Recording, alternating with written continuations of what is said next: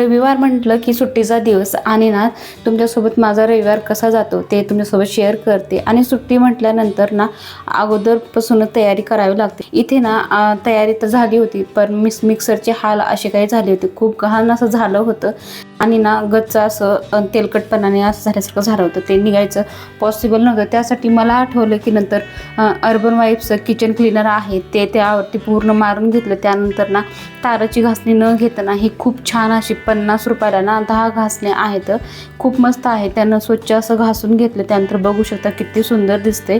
या दोन्ही प्रोडक्टची लिंक तुम्हाला हवी असेल तर वरी टॅग करते, तिथून तुम्ही घेऊ शकता, खूप मस्त आहे। आता आम्ही घरामध्ये 4 माणसं पण 4 प्रकारचे ना 4 नाश्ते आमच्यात बनले जातात यामधूनच। तर मी काय काय बनवले ते तुम्हालाही दाखवते। तर पहिल्यांतर इथं आप्पे बनवले, नारळाची आणि शेंगदाण्याची चटणी बनवली, खूप छान होते। त्यानंतर ना आहोंना नाश्ता दिला।